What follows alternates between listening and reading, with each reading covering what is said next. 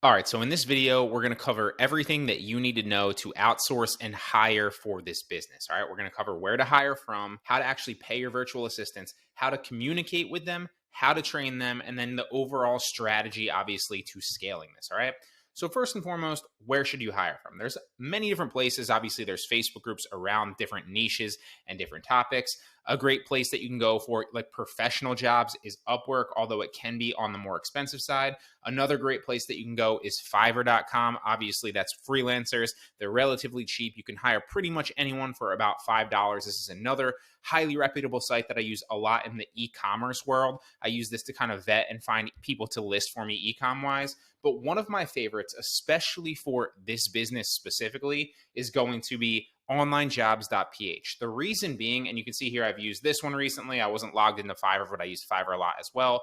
Those two are my favorites, but onlinejobs.ph is the best for this because you can find somebody in the Philippines super cheap that can do this work for example $2 an hour, right? And here's an example of one that I literally just posted relatively recently, and you can see it got 200 applications, all not all of them I shouldn't say, but probably 100 to 150 of them were qualified people that were willing to work for $2 an hour and willing to do the job and could do the job well, right?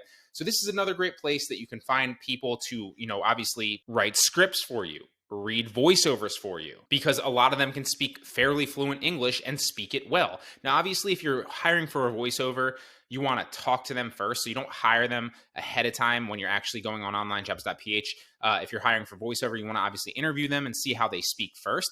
But there's no reason that, you can't hire a lot of these people to do voiceovers for you as well. A lot of them speak very good English, okay? So typically what I'll do is I'll add a job post. You want to sign up for this. There's a free version, and that gets you access to be able to post a job. Then you'll get the applications, and then you can message the applicants from there. From there, you want to interview them and then bring them on to communicate with them on a different platform, which we'll cover here in a second, to then bring them on full time. And I'll also drop a link to get a discount on onlinejobs.ph in the description of this lecture if you want to go ahead and grab it. Now, how should you pay them? There's many different ways to pay them. It's going to depend on the specific country that they're from. Obviously, PayPal can pay, a majority of countries out there. Although if you hire from somewhere like India or you hire from someone like Pakistan, where PayPal actually isn't a valid payment processor, you're going to want to use Western Union.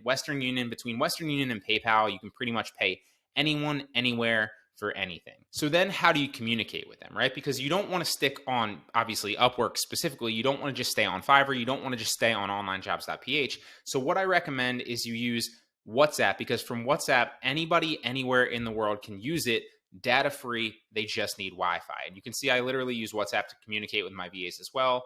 Right here, it's pinned to my computer. That brings up the question of how to actually train them, right? You don't just want to give them like a description of what you want them to do. You actually want to go ahead and build a system around what you want them to do, and then create a video recording of how you actually want them to do it, and then send that to them as training. Now, this can be a few minutes long if it's something as simple as writing a script or a voiceover. Obviously, with a voiceover, you don't really need something like a tutorial because it's literally just record yourself reading this, right?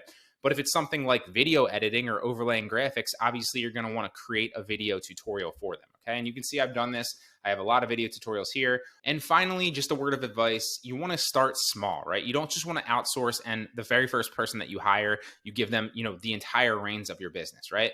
You want to trust but verify. You want to give them small tasks and small tutorials in the beginning. And then if they handle those well and earn more trust, then you can slowly give them more tasks and slowly give them more jobs. But that's the basic formula. It's not complicated. That's where you want to hire from. That's how you can pay them. That's how you can communicate with them, how to train them, and then obviously how to scale it with them.